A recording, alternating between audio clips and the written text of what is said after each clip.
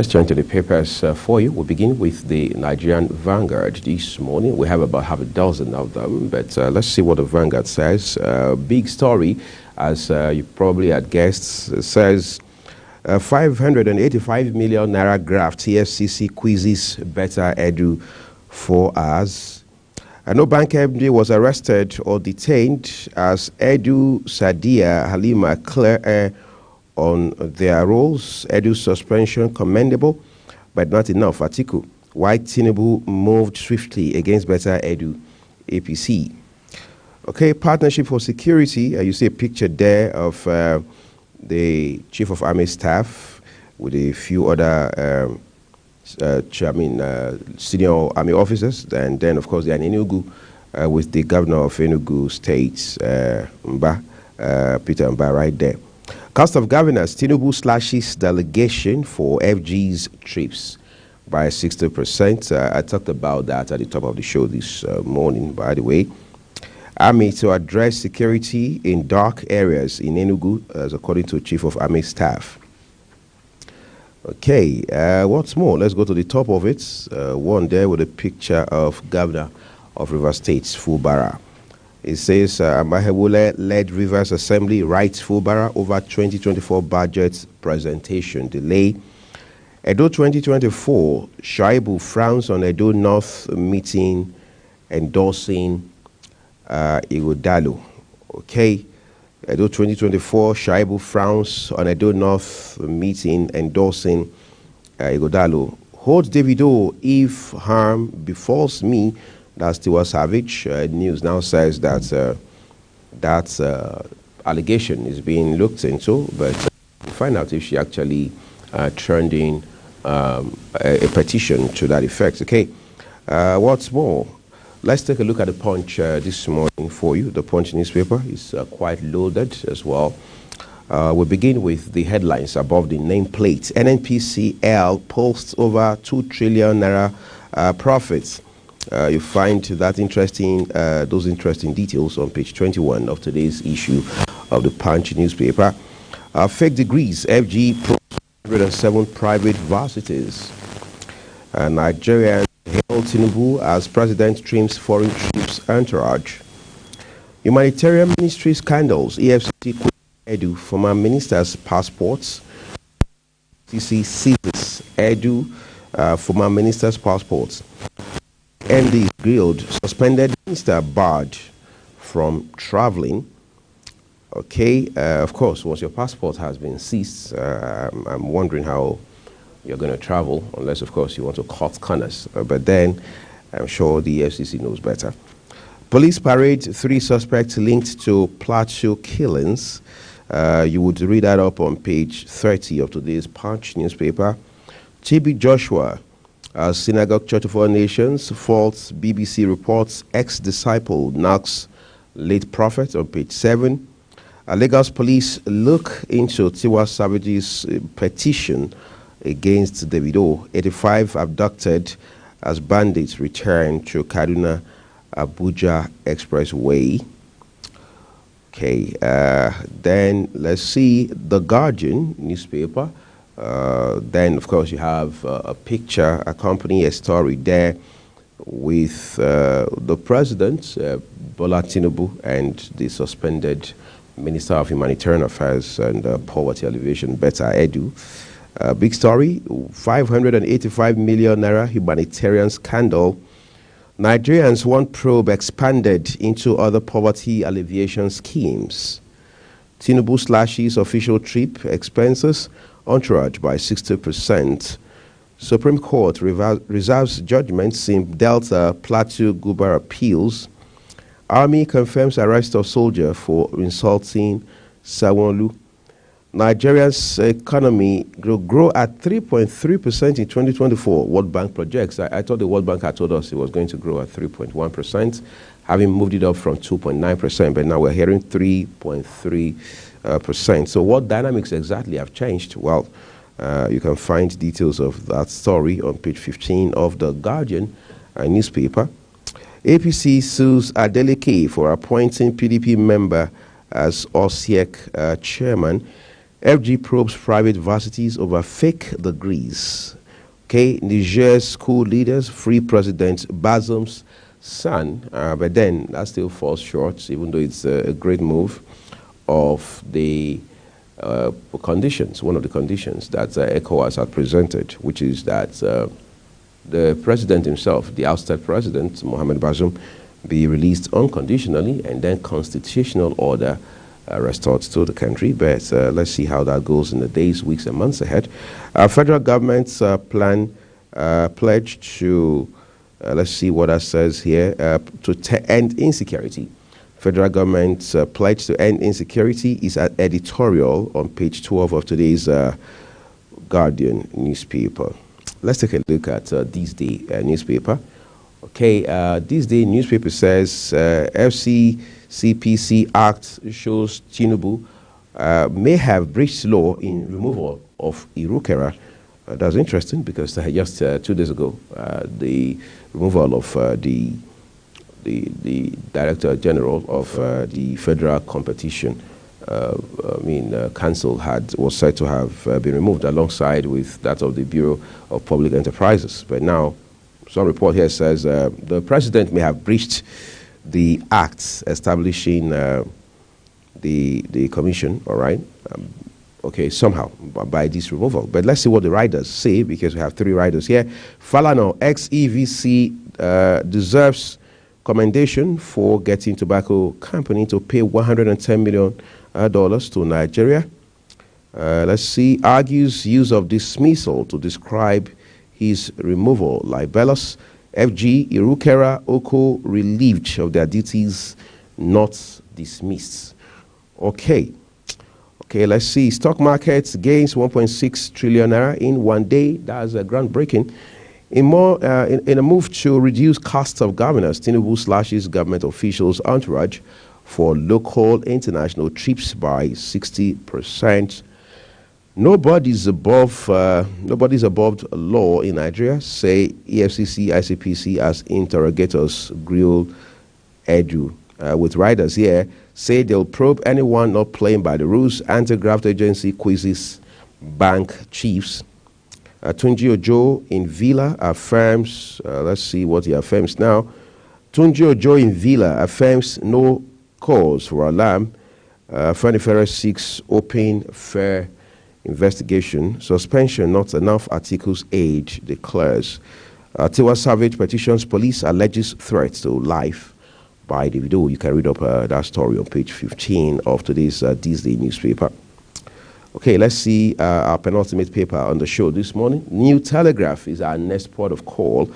All right, from the very top of the name masts. World Bank, more Nigerians, others will become poorer by year end.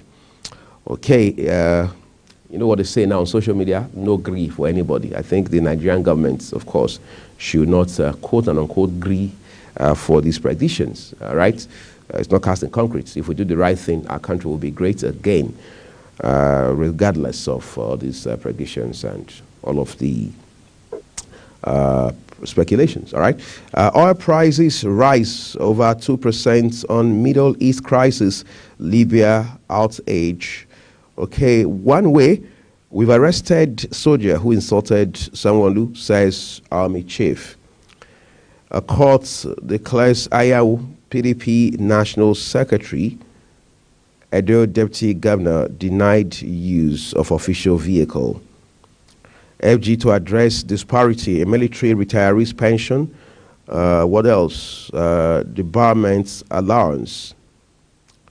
Economic realities. Tinubu pegs foreign trips entourage at 20 with rider there. Order affects Vice President, First Lady, VP's wife, all MDAs. FG to formalize 1 million businesses, 1 million businesses at discounted rates, says President bent on eliminating bottlenecks affecting MSMEs, that is medium, small, and micro enterprises. That seems like a great move in the right direction. 585 million naira scandal. EFCC grills suspended Edu. FG woos ASU to assure ensure strike-free varsity education system, but the federal government must also play its part in that. To crack down on fake certificate holders, says country must move at same pace. And then on the foot of the front page of the New Telegraph, it says, study, 250,000 microplastics abound in a liter of bottled water. All right, that's interesting, but you can read it up on page 7 of the New Telegraph. So we move to our last paper for today, where we look at the money for you on business day. All right, at the top of it, it reads, rig count in Delta fails to match Nigeria's 1.7 million MPBD per day. Rig count in Niger Delta fails to match Nigeria's 1.7 MBPD target. All right, that is... let's see now, the barrels per day of petroleum that's crude that Nigeria is targeting it's at 1.7 million, but then we're hearing now that rain counts in Delta fails to match that projection. Okay, bleak future for MAX 737 in Nigeria as airlines shun orders. Cash scarcity persists despite CBN's availability assurance. Costs, grid collapse tests, Tinubu's electric vehicle rollouts. All right. How FG can drive agric growth in 2024. You can find out on page 22 of today's Business Day newspaper.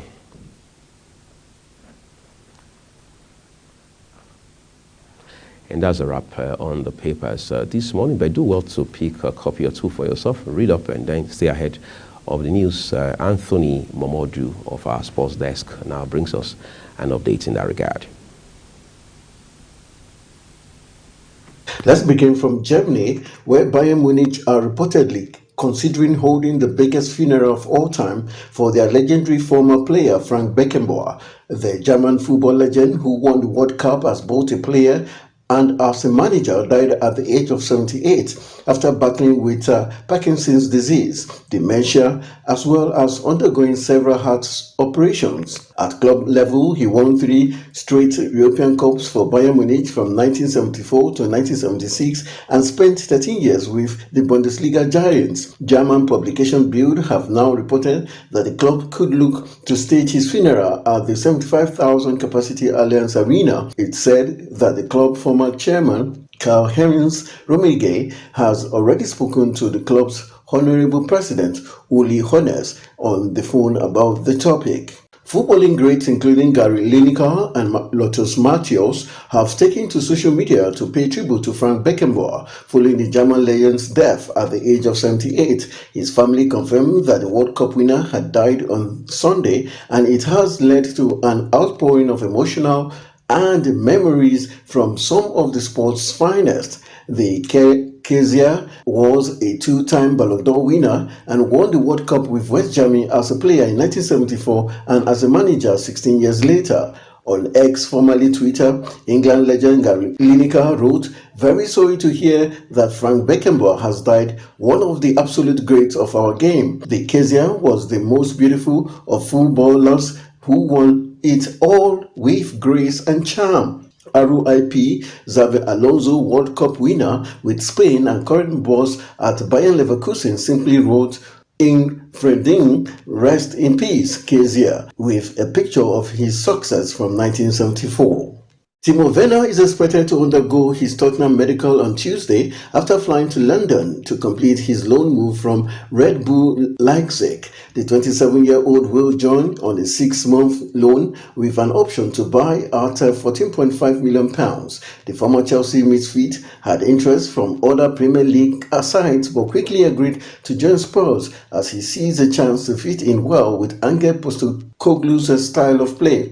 Werner flew back to Germany from Leipzig La Manga training camp on Sunday and is expected to begin training with his new teammate once completing his medical. Spurs will be without Son Heung-min for around a month as he represents South Korea in the Asian Cup, while Alejo Veliz has suffered a knee injury, and there is interest from Saudi Arabia in Richarlison, though that is likely to be rebuffed until the summer. Heavyweight star Francis Ngannou reveals a rematch with Tyson Fury will happen and has even hinted a potential date the pair will go head-to-head. Despite going on to lose via split decision, the Predator shocked the boxing world in the third round of their first encounter after Fury tried to land a right hand on the MMA heavyweight, with Ngannou catching him on the temple with a huge left hook. The 35-year-old dropped to the canvas and took a moment to recover before rising to his feet with seconds left in the round. Many questions were asked on how Ngannou would fare against the WBC heavyweight champion, considering the MMA fighter was stepping into the ring for the first time in his career. However, Ngannou showed that he is capable of competing with the best in the division and is already eyeing up a rematch with the Gypsy King. And on that sporting note, that's how we call it a wrap on the Sports News Update. I am Anthony Momodu.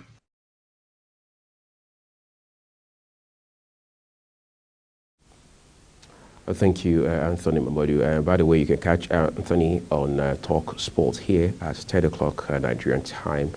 For 1 hour straight, he'll bring you all of the sizzling gist from across the world of sports. But I understand that we are being joined now by Hassan Oladichun, who is a lawyer, public affairs commentator, as well as president, Yoruba Council Worldwide, to take a look at the scandals now rocking the Ministry of Humanitarian Affairs, Disaster Management and Poverty Alleviation. Thank you, Hassan, for joining us on the show this morning. Well, good morning. It's a pleasure to be on your program. Excellent. So it's interesting we're starting 2024 on a note such as this one, but it is what it is now. Well, it is not surprising because, you know, people with their innate characters and have the records that we've always been known for as the apex, one of the leading corrupt nations, still ravaging, bedeviling us and stealing our image in the global community. And what we're just witnessing is just a battle of previous administration that is laced with corruption. And that goes to say that the way our young youth individuals that have always craving for governance, inclusiveness, have been showing one or two characters that is unbecoming. That does not mean that the elderly ones there in the same corridors are not perpetrating more evil, more corrupt tendencies. But when you look at the scenario that lays the funeral for the sacking of Beta Idu, it goes to say the the greed for embezzlement of money, the greed for deceit, and all of you have been shown to the whole world that we are not yet there as a nation. And it's a huge embarrassment. I'm sure that Mr. President is highly embarrassed by this singular menace. But we hope that in view of this has to go in all parastatals. Let there be an audit. We need an audit. You cannot have a company without a yearly audit. Let us have a previous year's budgetary audit. How best are we managing our country? The monthly audit of each ministry, each MDAs, individuals can no longer be siphoning money under the pretext of, oh, we don't have time, okay, that is the bureaucracy and all that. The civil servants that are involved in this shenanigans, where are they? If the permanent secretary is linked to this issue, must he be maybe the one to be handed over the baton of corruption? So the EFCC needs to widen their web of investigation of Madam Betta Edu within that ministry, because that issue cannot happen without the connivance of civil servants within the ministry. So people's head must roll, and if head must roll, it must not be haphazardly done. So I want to believe that whoever that is linked, whoever that receive money, whoever that have one or two stake, all names should be thrown to the table, and no one should be given a to be given a coverage of a sacred cow. So we need a thorough investigation by the EFCC. We need absolute cleansing of the urgent decks of the Tinubu-led administration, so that every other person whose intent is to come in. It appears we are losing stream there with Oladitun Hassan. Yeah, are you with me? Yes, please just go ahead with your narrative. So for us, we just believe that we need a thorough investigation.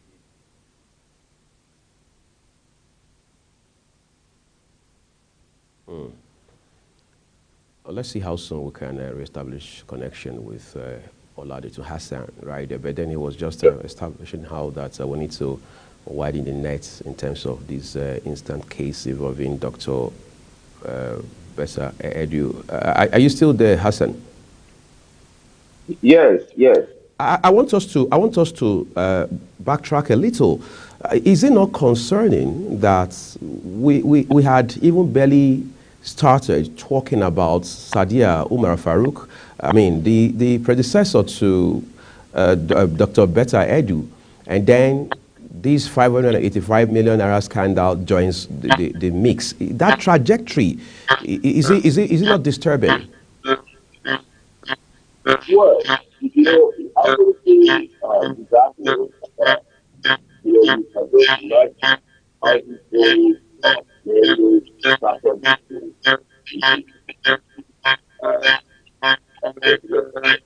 We're dealing with bad sound there. We're just going to take a quick break, everyone.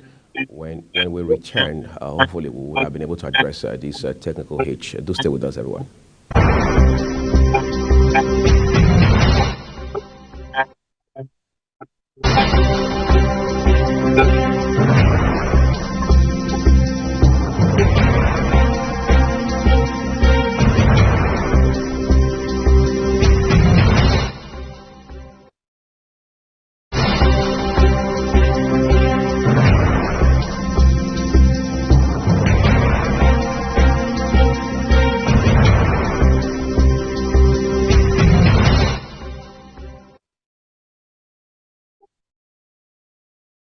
Okay, I understand that we've been able to reconnect with our guest this morning. Hassan, kindly confirm you can hear me.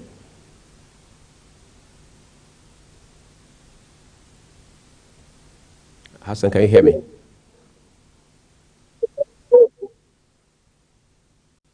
Okay, great. So I was just asking, I think you were making the point about if you like, the seamless transition from from Sadiya Umar Farouk to Betta Edu now. Similar story.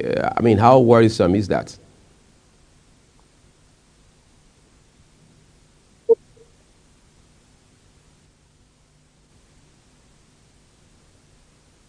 This corrupt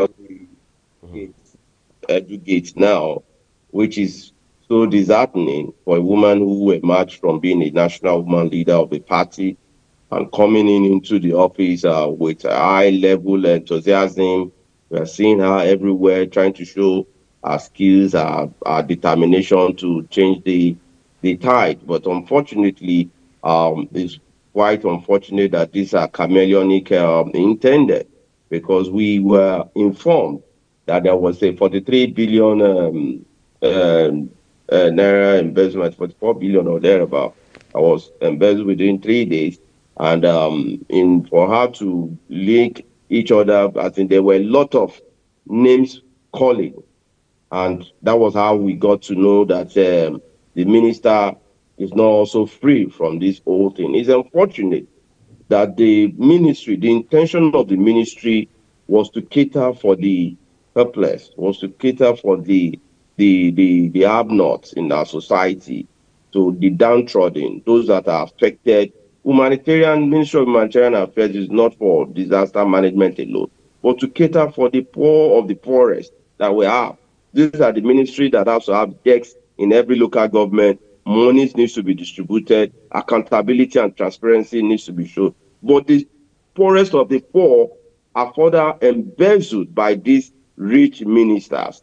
who milk the money meant for these helpless Nigerians, who sees these helpless Nigerians as a toga of their own means of livelihood, who sees their pains as their own surviving threat. So to me, I just believe that it is even quite disheartening that the ministry that is helped to serve as a life wire of sustaining the let the poor breathe syndrome that we are currently faced with, that's supposed to be a relief, that's supposed to be the engine room of coordinating their survival quest, have now become their baton of hopelessness, have now become their beacon of corruption. So for us, it is not just the fact that the intention of Better I Do to have wired money into a private account that we are talking about.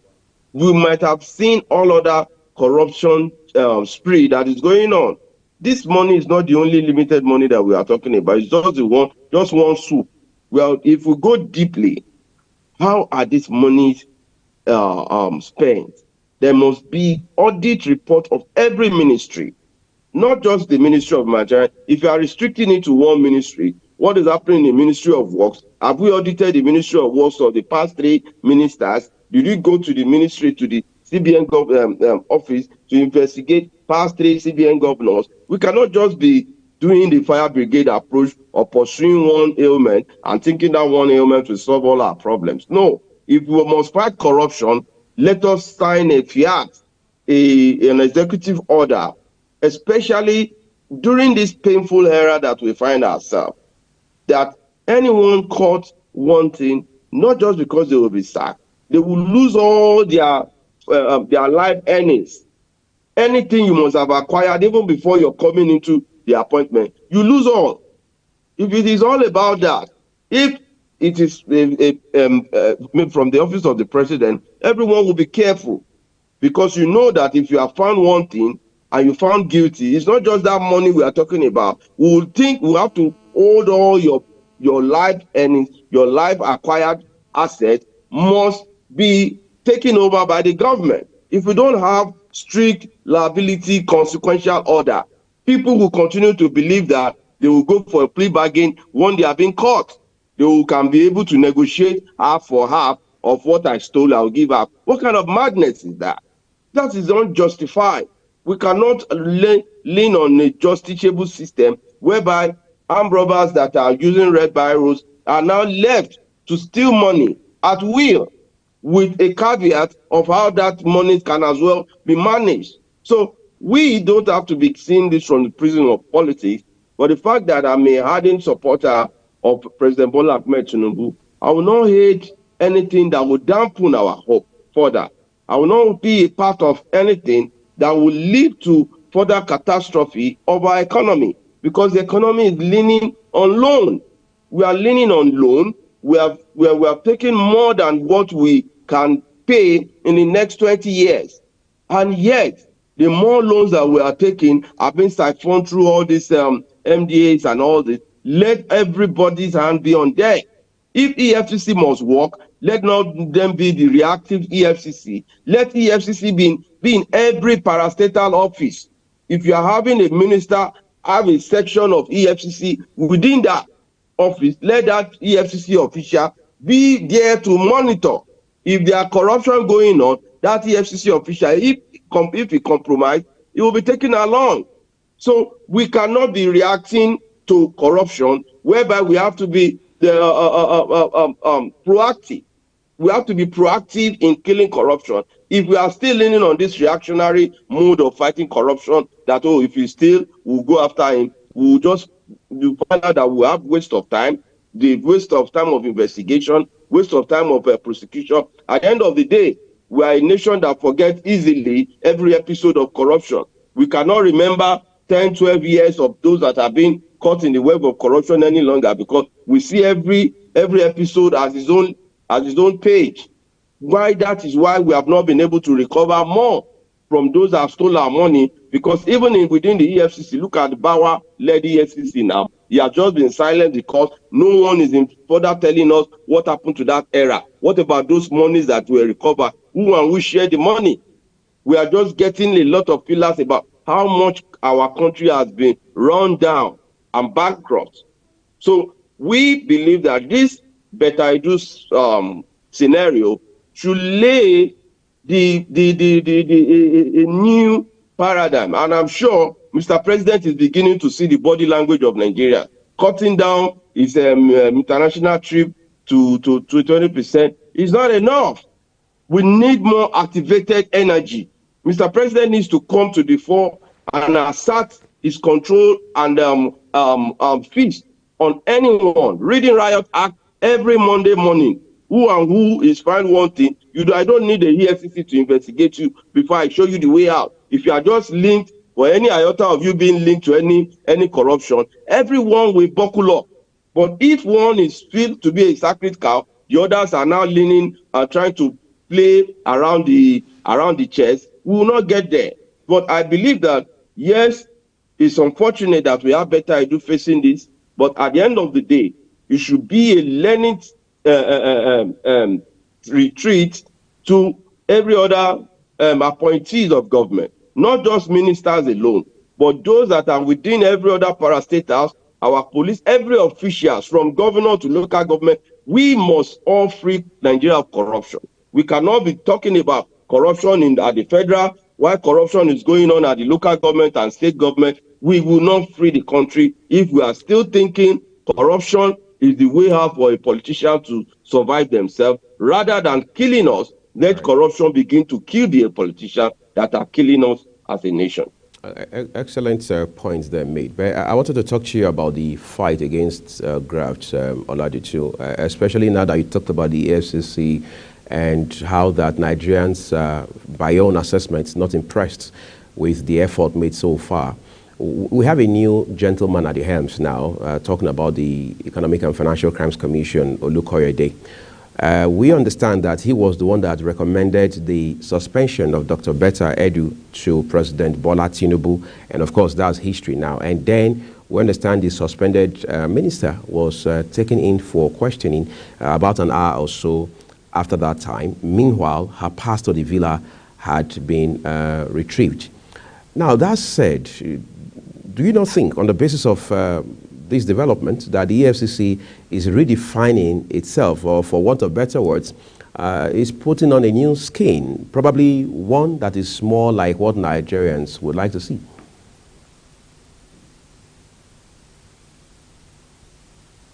How about you? Can you hear me, Oladitu? Yes. Okay. I don't know if you got my point. I'd like you to respond to that if you did. Okay. In terms of, because I didn't really hear you earlier, I can do a recap. I understand that my question is, now that you mentioned the EFCC, I think it's pertinent we do talk about the effort being made by the anti-graft agency. First, we are learning that it was the EFCC that did recommend the suspension of Better Edu to President Bola Tinubu, which he did. And then we also know that the EFCC took her in shortly after that for questioning. As of today, her passport has been confiscated. She has been barred from traveling. And then this happens to be a bit more drastic compared to the EFCC we have known the whole time. Would you say, on the basis of this, the agency is now redefining itself? Yes, the agency have been there before now. They have their modus operandi of operation. What they are doing is not new to us, that if a high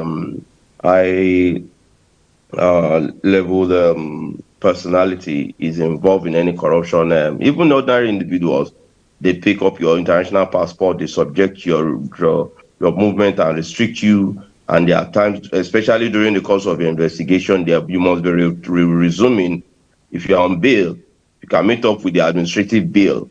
Then there are procedures. You must drop your international passport, bring in person that of high level capacity to stand as your surety. So all other things are within the internal structures of investigation of the EFCC. So there's it's their official duty. So there's no commendation. They don't deserve a commendation for doing their job. So it is what we think will earn us a name. The fact that they recommended the suspension is not within their powers to recommend suspension. It is within the purview of the SGF to recommend the suspension. So we should have, and it cannot even be a recommendation. Mr. President is seeing this, so he need not be giving recommendation to suspend an eggshell rule investigation. Eggshell rule means that you carry your body in the way it is. So it's a prima facie evidence that she committed this act. So Mr. President need not wait for a third party to recommend. He himself can unilaterally have wheel off the big stick to suspend the minister.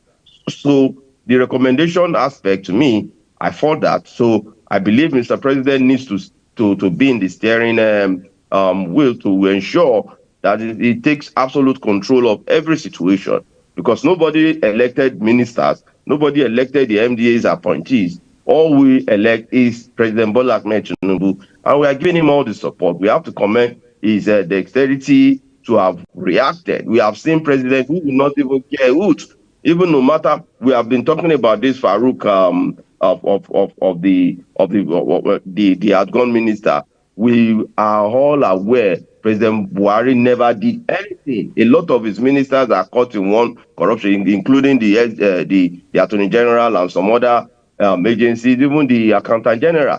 But what has been there when they were there, how much assertiveness of fighting corruption did we saw? So for now, we must begin. It's not yet Uhuru for me to clap for Mr. President now, because this is just one out of many to come. So his level of fighting corruption must start with him cutting down expenses, not just traveling expenses, budgetary expenses to the presidential villa.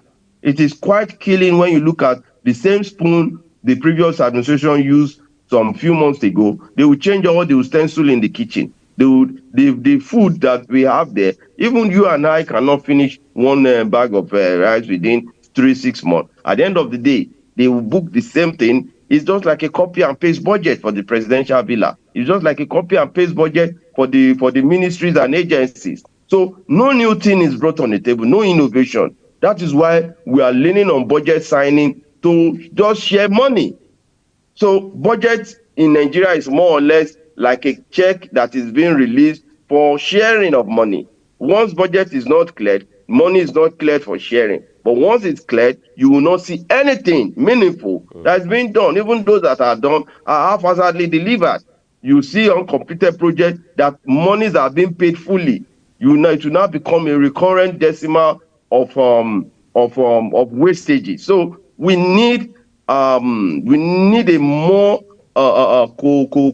coercive measure in dealing with corruption than this kiss glove that we are using to handle it. Because I'm afraid that's the method Mr. President is approaching in dealing with corruption as too simplistic, as too menial, as too easy for anyone to just circumvent. So, but Mr. President needs to show more hardened measure of not just firing you, but you must lose all your assets. Everything that you have acquired from your beginning to end that is linked to your name, with your bank account, to your family, you lose everything. So if people are to be affected in that manner, they will sit tight. You will be afraid to lose your name, to lose your family, to lose every asset that you gain. So what will not be your gain if you steal today and you lose your whole world? For coming on the show this morning. We do appreciate your time and the insights you've shared with us today. So thank you very much for the opportunity this morning again. Have a great day ahead of you. All right, we're taking a quick break now. When we return, I'll be joined by our public policy and legislation to help us expand these frontiers with regards to this conversation. Do stay with us.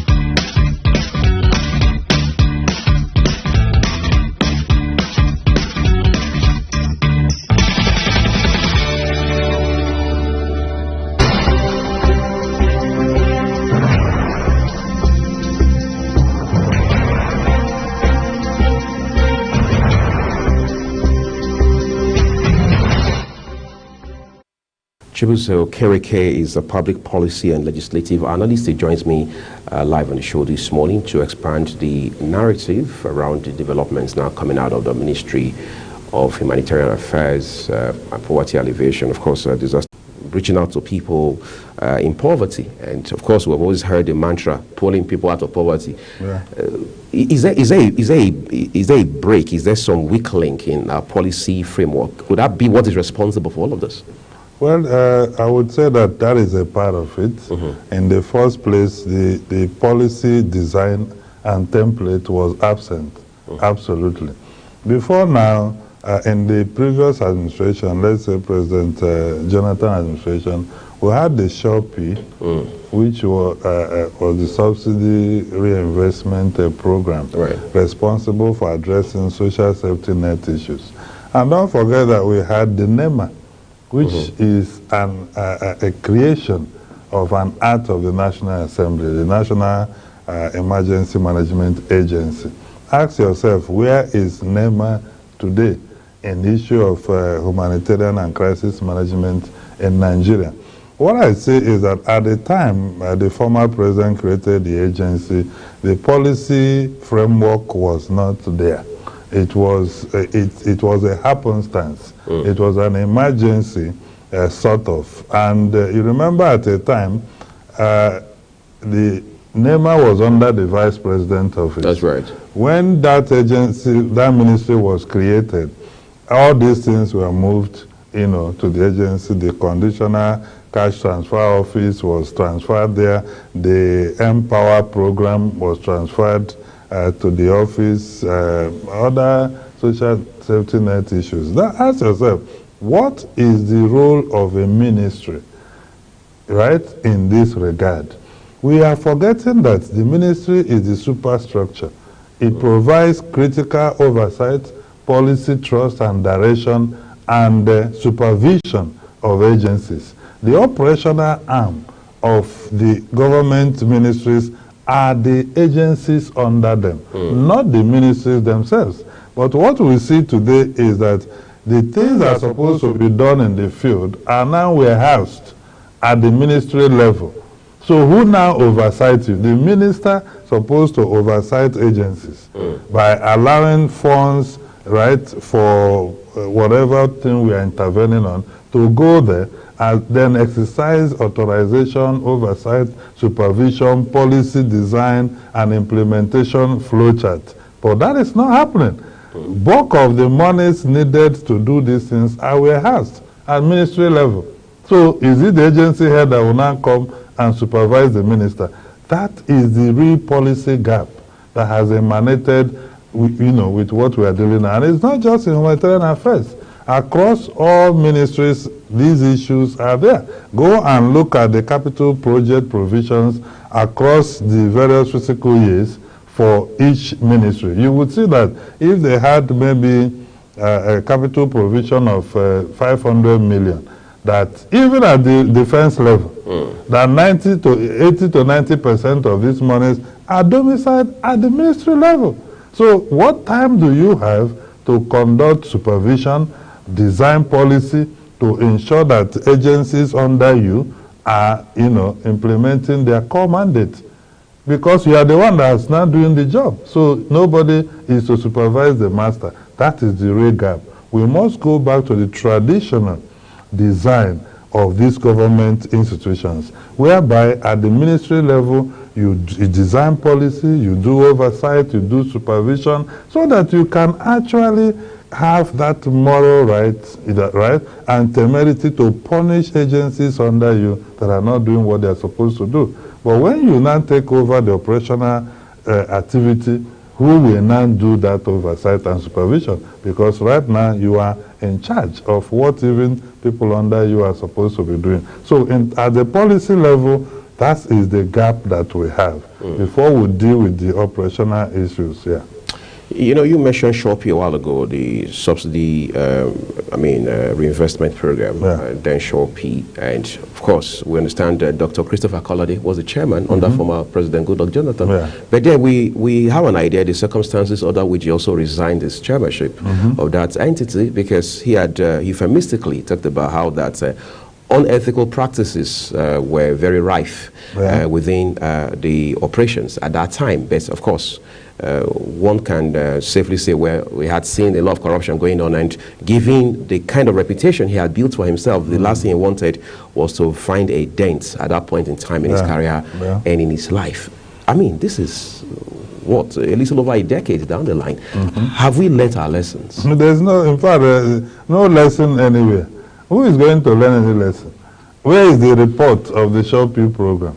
Which government that the Buhari government take over? They simply shut down the whole thing and rebranded the names of what Shopping were doing to the new programs we now see today. The problem is not always about the name we give policy, it is how we implement it. Do we have national patriotism? Do we believe that we actually want to intervene in social issues in the country? That is the real issue. So if somebody is having unethical practices around what's supposed to be used to intervene on the poorest of the poor, then you ask yourself, where is conscience?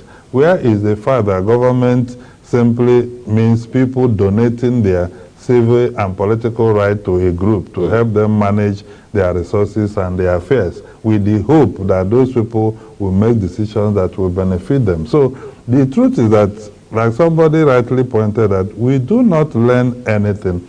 We live in the moment.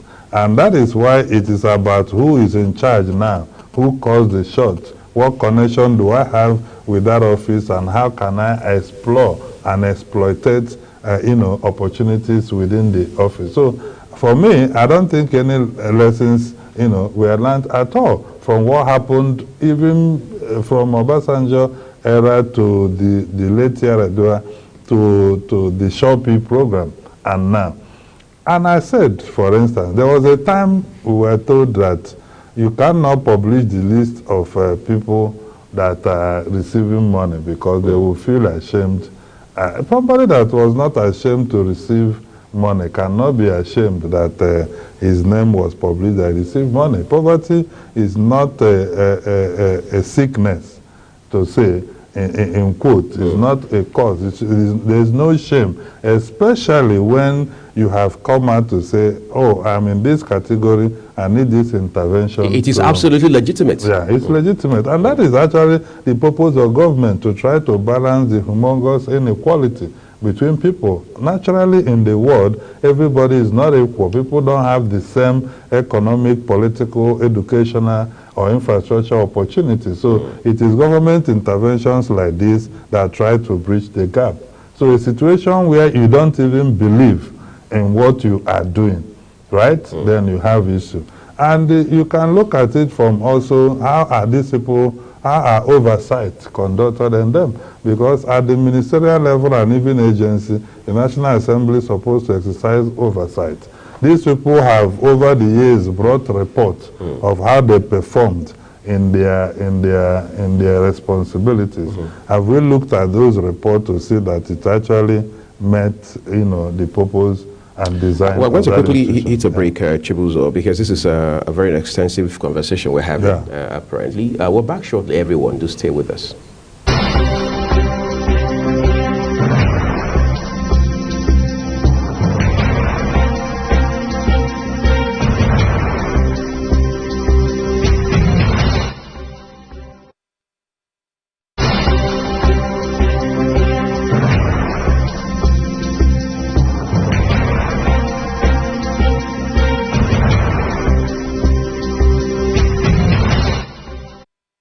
So you were making a very strong point a while ago, but I want us to look at what should be the best practice, what should be the ideal approach to this sort of intervention. I mean, this appears to be more of a political gimmick than it should be real-time, measurable, concrete efforts being made to reach out to people in the grassroots.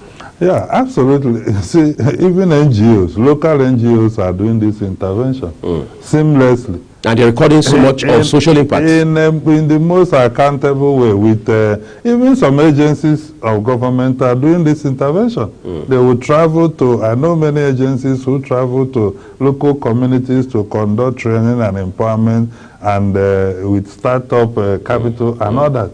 So it's a problem where, you refuse to acknowledge that something is wrong. And I said this, people have talked about restructuring. This is one example where we need to deal with the issue of restructuring. I don't see how federal government can do social intervention program in my village from Abuja, or by sending people to fly from Abuja into my village, apart from maybe supervisors. You need to partner with local-based, community-based organizations. You need to partner with states. In fact, leave states, you can partner with local government. The truth is that we have all the infrastructure to deliver this sincerely if we want to do so. For instance, you've got the National Assembly representing local governments as federal constituencies. You've got senators doing the same representation at a much higher level. You've got the state assembly members. You've got the local government. You've got councillors. You also have community-based organizations with thematic area in most of the areas of intervention you want to deal with. Right. So the design has to be there, that this is how we operate. I wanted us to look at something. We're actually discussing the subjects of social investments and the impact and many of the corruption allegations we're now seeing coming out of that sphere. Our second discussion this morning is the issue of degree mills and what the government is now moving to do to address that issue. But I want us to also talk about how that some people will say, well, this is some political witch hunting, because first of all, Nigerian law says you are innocent until proven guilty. But it will appear from the conversations we're having within the so-called court of public opinion, we have already, if you like, crucified both Sadiya Umar Farouk and Dr. Betta Edu. Well, again, that is the country we live in, because people are dissatisfied with the governance output. Merely so, it's from the point of sentiment, not from point of so to say facts. Because we're supposed to rely on the law, right, to decide whether somebody has erred or otherwise. But people could see that somebody who's pretended over a critical arm of a critical institution of government, charged with the responsibility to address poverty issues, humanitarian crisis issues that they did not see as much as they are supposed to see. So from point of dissatisfaction and sentiment, people can try to crucify. But again, I think that is not the best approach. The best approach is for us to lay the facts bare, for us to see how everything transpired, right? For somebody that managed the trillions, of naira, and we are just talking about a mega figure, I think that we need to look deep on what transpired and how. Now, on the current issue, there is an important fact I need to bring out. You see, since we implemented TSA, we have not reviewed extensively the financial regulation of government, public sector financial rules. That section's item 713 that talks about transfer of money to private account or what have you. We need to have a provisor. As simple as that, because since the TSA came into operation, have you asked yourself, how are agencies or government buying this flight ticket they are buying to travel? How are they fueling their vehicles? How are they running administrative expenses? Obviously, they must have devised a means by using a project account. That is the issue. Now, these project accounts are now in private names, or probably people working with them, because they cannot open commercial bank account anymore, since everything is now under the single treasury account. But again, how come somebody is asking somebody at the level of Accountant General Office to do credits to private account shows existential issue happening within these ministries and agencies, because it's not just possible. The Accountant General's office have already posted financial managers to each agency of government and ministries.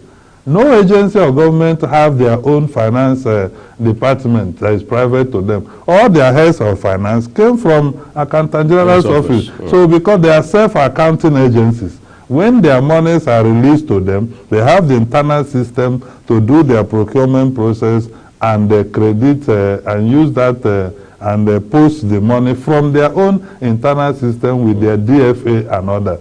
And then you have internal audit. That's why I don't know how possible this happened. You can't explain it, especially for a young minister like that who has been bold, very courageous, who has been out there trying to make impact. It's quite a pity, right? But it also shows training and capacity gap in government. We always assume that when we appoint people that they know everything they are supposed to do. Especially when they are loyal party members. Yes, they don't know everything they are supposed to do. Even the president needs training on this job. He has never been president before. And this training, so you cannot lead just by residual knowledge. You need to lead by practical and pragmatic knowledge. So, have we ever bothered whether our president is receiving any training or not? For instance, if you receive security briefing, how are you supposed to manage that security briefing? As sensitive as it is. And use it, right? Because you have never been president. You have never been vice president before. The vice president needs training. The Senate president in the National Assembly is what we call a legislative brief that guides because it's procedural. So their own, you can see that somebody can raise a point of order. So you need to have learned and mastered, legislative procedure and practices for you to be effective as a presiding officer. Even for a member to stand up and move a motion, he needs to know what type of motion is moving and the rule that applies to that motion. If you go to the ministries, some people have never been minister before. So you need to know what is the accounting system of the ministry. So does that traditional retreats that they do upon inauguration? That thing they are doing is that, you see, you don't need, it's not a retreat. Retreat provides information, set agenda, it tells people this is the vision, this is where we are going, a few things will be learned. In fact, wives of government officers had a better training than ministers because SAs, they were taken. The military came, trained them on a government confidentiality protocol, trained them on government processes, and I think it was the wife of the president that organized that. I saw wives of governors and others. They had a better, that was a capacity training program than what we had for ministers. We just assume that because somebody is a minister, you already know what to do and how to do what to do. It is not so. If you're a minister, you need up to 3 months training. On the job as you are working, you also receiving training, because you can just assume that you are another governor. You have executive power. You make everybody subject to you. You don't care how the system in the ministries work, who is the accounting officer, how is the memo supposed to travel, what are the rules we have to follow. You can see that we even have item 713. You can see how voluminous the financial regulation rules are. The public sector, public service rule is also there. Every minister is supposed to have an advisor on public procurement. And there is a director of procurement, yes, but you need to also learn how it works and all that. So these things are what they have to commit their time to learn. I have said on this show that ministers should have spent their time designing a roadmap instead of designing politics. I want to ask you something quickly. What does this Better Edu case highlight about Nigeria's fight against graft? Well, I think I will allow the investigative agencies to do their job.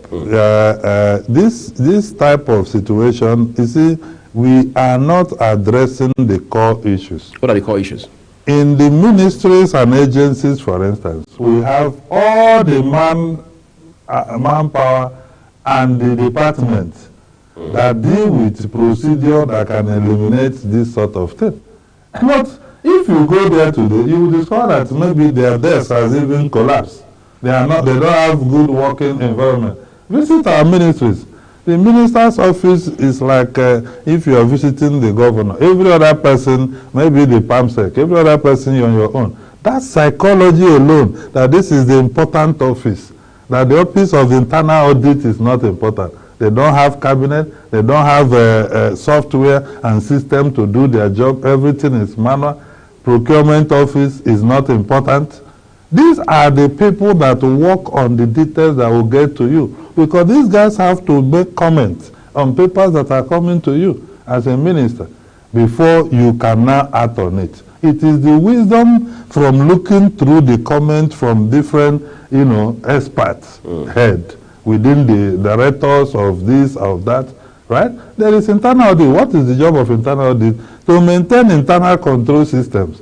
What are the internal control systems? They are the ones that uphold the financial rules, the public service, public sector financial rules of the government. Oh, before payment is made on item, source document is cross-checked. It is verified the account is going into. Does it match with the account number? Does it match with the account name? Because somebody can give you an account number that is private, give you a name that is corporate. And when you put it in the system, if you are not diligent enough, you will pause the transaction.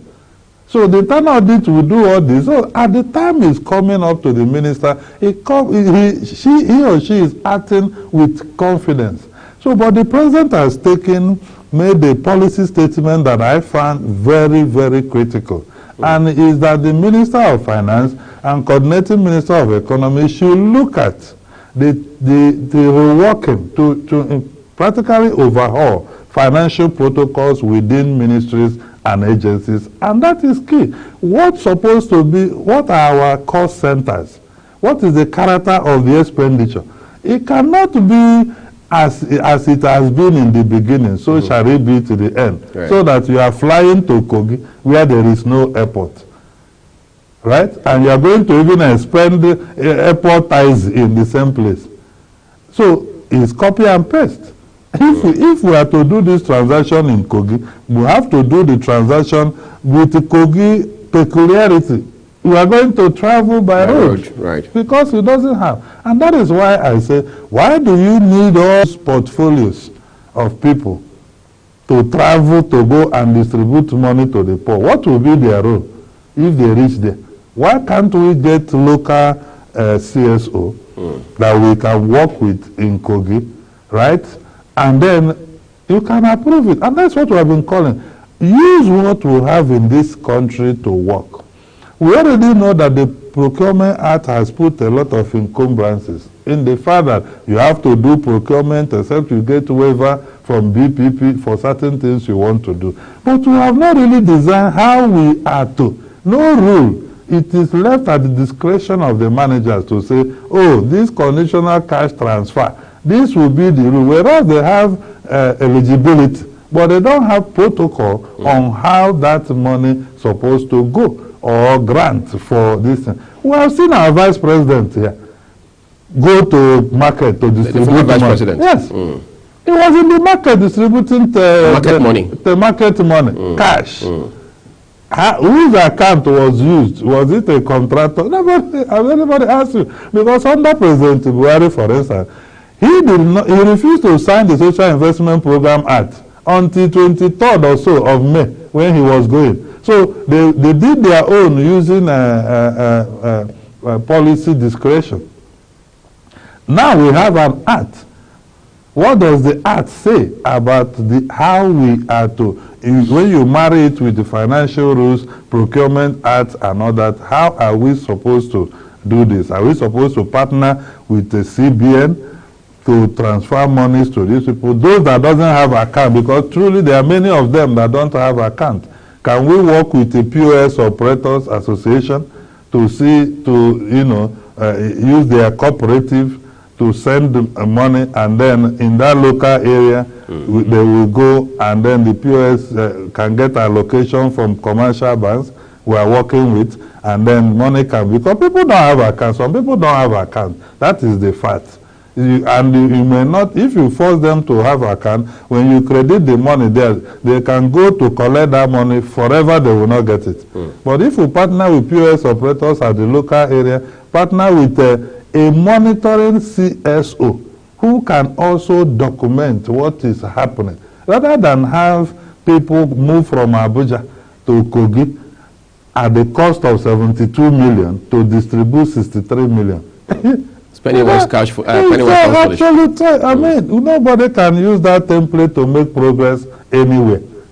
Okay, incidentally, on the final note, with regards to this conversation now, you realize that people are now saying this is a bit narrow, that it should be extended to other ministries, departments, and agencies of government, that you would even be shocked that worse kinds of worms will be found in those other ministries. Oh, absolutely. You don't need a prophet to... See, people should not take this president for granted. This president, first, is exposed. When I speak like this, they think I don't know him. I've never met him. I'm talking as a professional.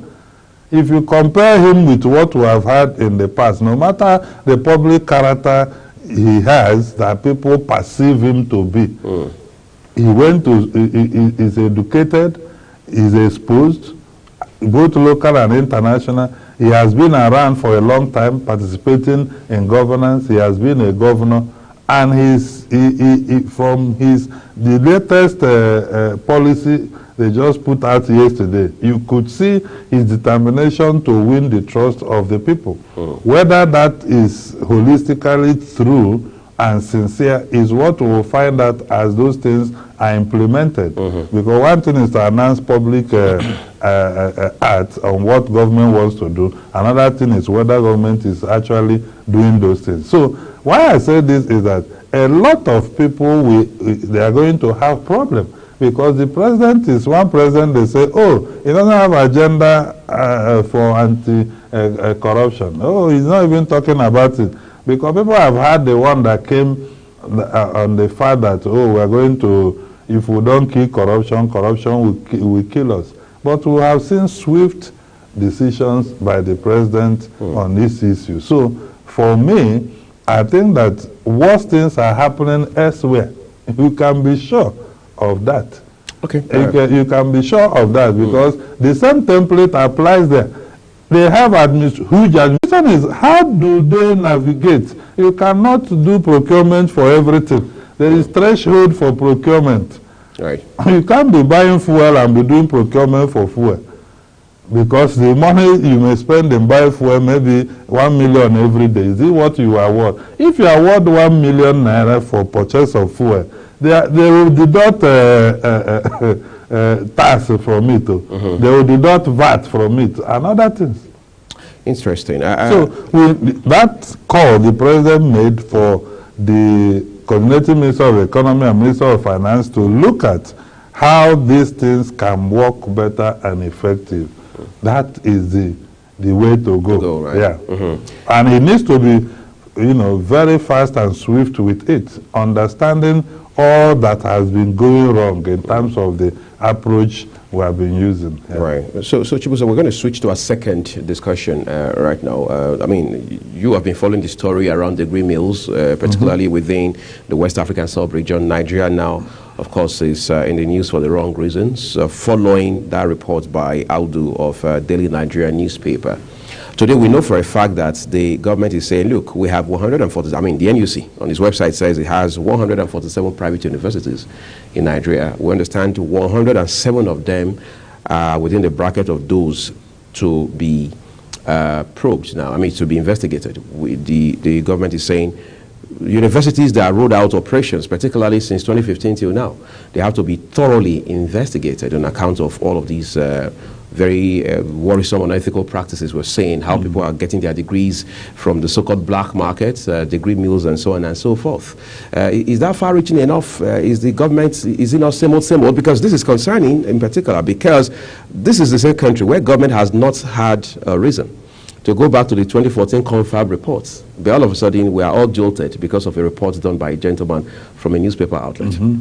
Well, that is because that report was damaging. And you see, one thing politicians don't want is anything that damages their local and international reputation, or try to put the country down, because these things, countries are valued on hope and perception.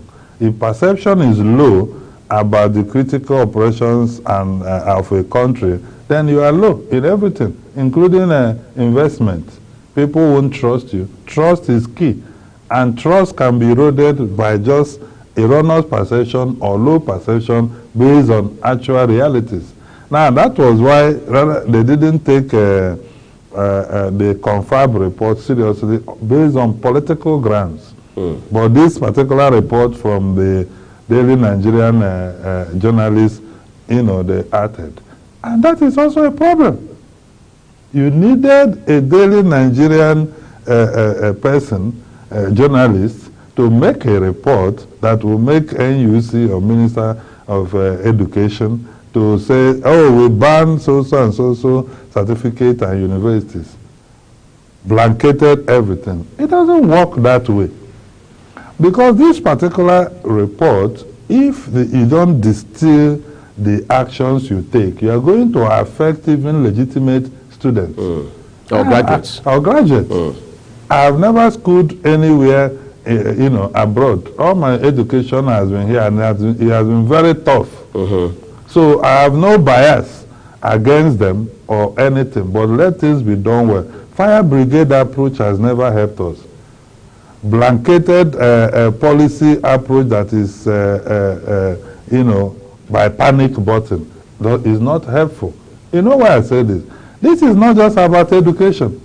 The young man himself is also a youth corps member. So the NYSC, what is the investigation going on there? They are even accusing him now of unethical, hacking, that he compromised their system. Compromise with that. You see what we face in Nigeria. What is even worse is the report that he did not even visit the place. And that his passport was stamped that he has visited there multiple times from 2018 to 2022. What is worse than that? Porosity of the border is not just about the physical border, it's also about the activities of immigration officers.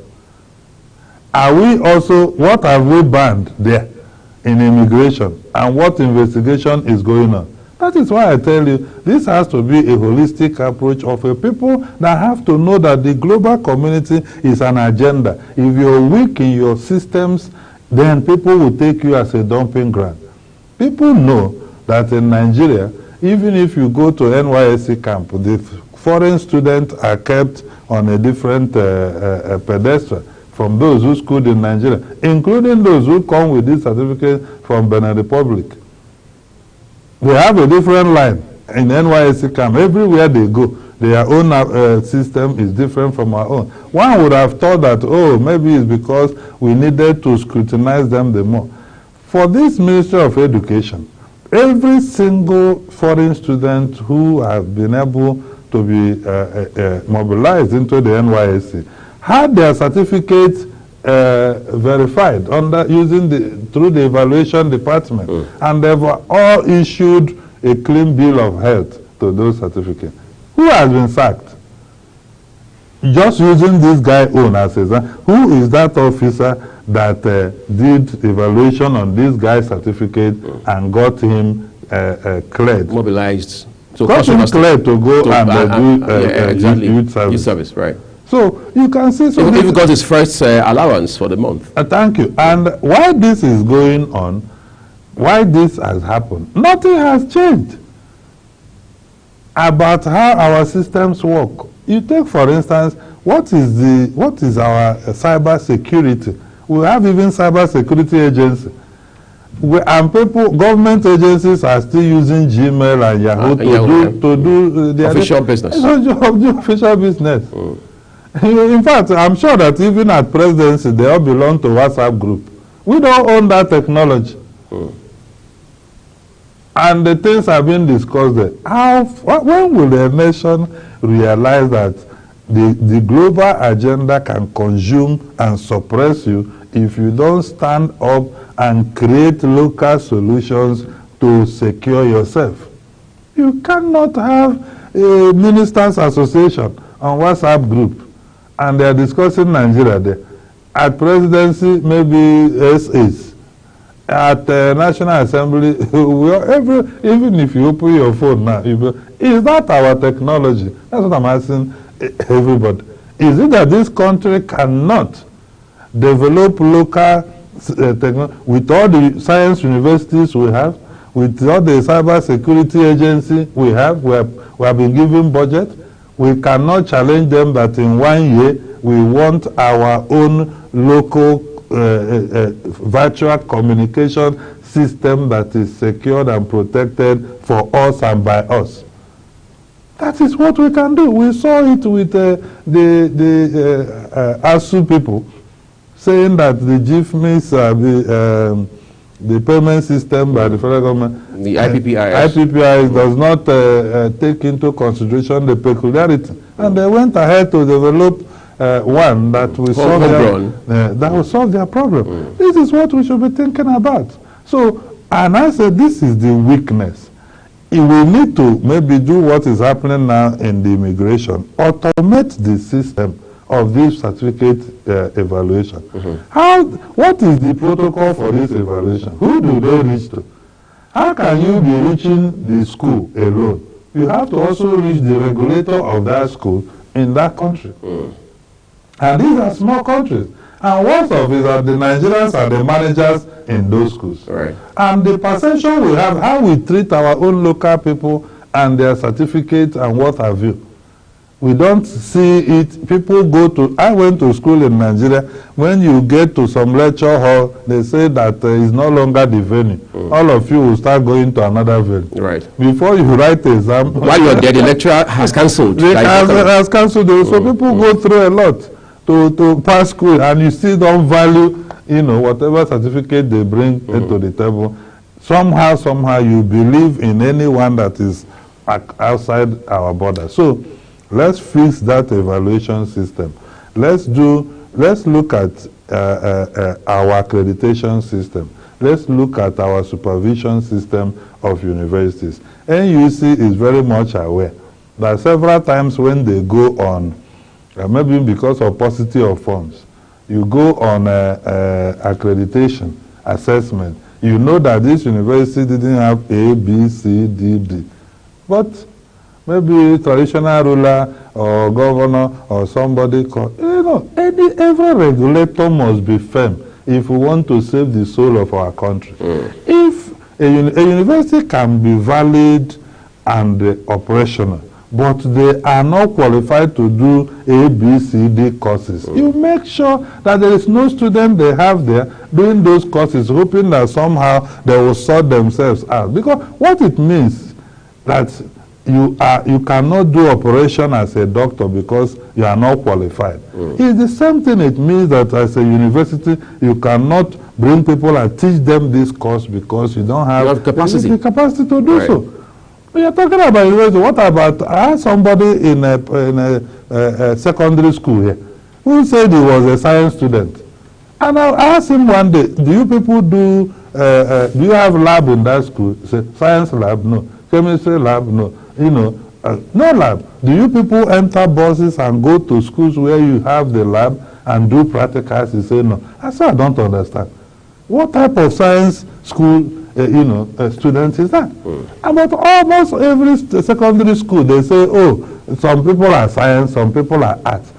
What are we doing in terms of regulation, oversight, supervision to make sure? Because if it has failed in secondary level, there's no way you want to get it right at university. Somebody passed through as a science student in secondary school without entering a science lab for 1 day in private schools, but we have been visiting them and saying that everything is okay, and the person eventually, they took them somewhere and they passed WAEC, and we want him to go and they stay 5 years in the university.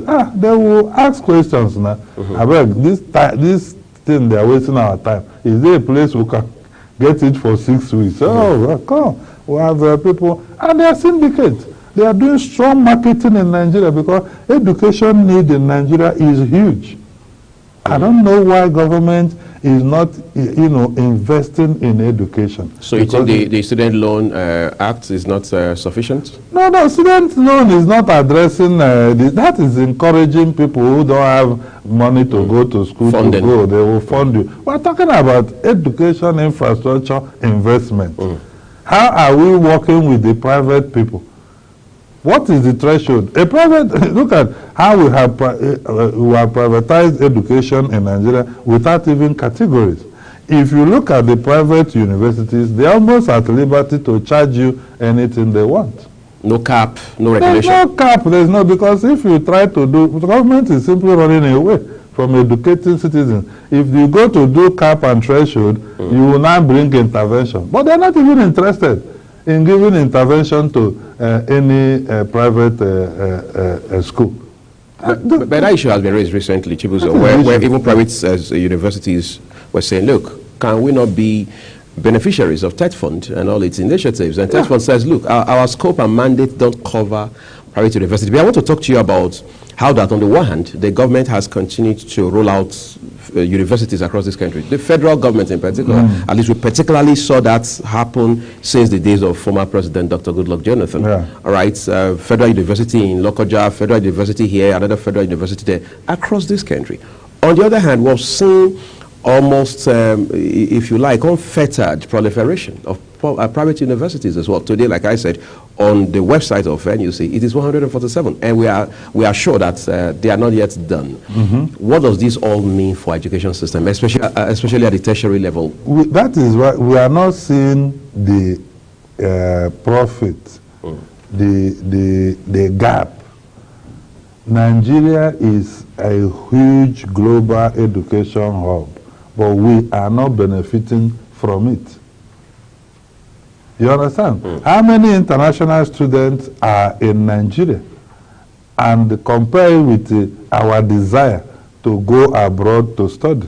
Look at how much capital flight leaving this country to go. Education is one of the mainstay of the UK, in the US, and many other, even Australia, because we raise money here and send to that place. In Nigeria, for instance, the demand pool, there is so much demand for education. People want to acquire it because we have less focus on skills here. Everything is about certificate. Even if you go for one workshop here, certificate is very important. Everybody wants certificate for one thing or the other. So we are not seeing it. And where we are even getting it wrong is that this proliferation of institutions has also gotten down to nursery level, primary level. So the basic education has been taken over by the private sector. And they are promising you British curriculum, American curriculum. Where is the Nigerian curriculum? So it is a big challenge. Ordinarily, education, private university is not an issue. It's if you want to go there. Abroad, there are many private schools. In fact, a lot of schools there are private, and it's not bad. But that should not happen at the basic education level. Where you talk about people having right to education, it's at the basic level. University is not compulsory because it's a creative and idea center. People can be creative and do ideation in other areas. But to go to primary school is compulsory. To go to secondary school is compulsory. When you have finished primary and secondary school, then you also equip the federal government and state government schools. So that those who don't have resources to go to private schools will have enough public schools to go to. When you think about it, almost every public leader in Nigeria today had their first degree in government schools. Right. But even themselves, their children cannot even go to public primary school. That is a big problem. And you know what? The primary schools belong to the local government under the law, but they have no resources to do it. If you check government school now, the building structure, the environment, and look at private school, you will be worried. Why can't we have playground too in government schools, apart from the ones in urban area? So it's a big challenge, and this can be fixed. I'm happy the Minister of Education now is a senior advocate of Nigeria. He has been a manager of university. He was head in the law school. He was the vice chancellor at Bates University. So nobody can tell him how the system any works. story about the management of school, except he pretends not to have a concrete roadmap to tackle, this issue. Let's talk about institutions for a minute. I mean, there's some worry now that it took an Audu to do all of this reporting when we have the DSS, when we have the Federal Ministry of Education, with a department we are told has a director dedicated to ensuring due diligence is done with regards to this process, like banks will do KYC, for example. And then you have the police and so on and so forth. And it took just a regular, everyday citizen, so to speak, to unearth these kind of worms. What does that say about how that our institutions need to be more proactive? Because just last week we heard that the ICPC had taken the reporter in. Some people are saying, well, it's possible they want to grandstand and use him to shine, so to say, so it looks like they are working. Others are saying, well, it's also a possibility that they took him in to ask him further questions so they can expand on their own investigation, and so on and so forth. Help us make sense of that. Yeah, absolutely. On taking the reporter in, it should be expected. But don't forget that the Minister of Information, or is it the DG of NOA, already posted commendation letter to him. In fact, when I saw the commendation letter to him and the news agency, I said, wow, this is not actually how things work. I think this is overtly swift, right? When you see investigative journalism reports, you now need to look at it, right, before you take certain steps. So ICPC inviting him or arrest, I don't think it was an arrest, because if you do this type of thing, yet you have to come and, it's not like research. You have to come and explain methodology and procedure. Right. So that if there is a gap, for instance, somebody, when they said, oh, something is wrong, your passport is not stamped, you started solving the problem. Somebody helped you to go and stamp the passport multiple times.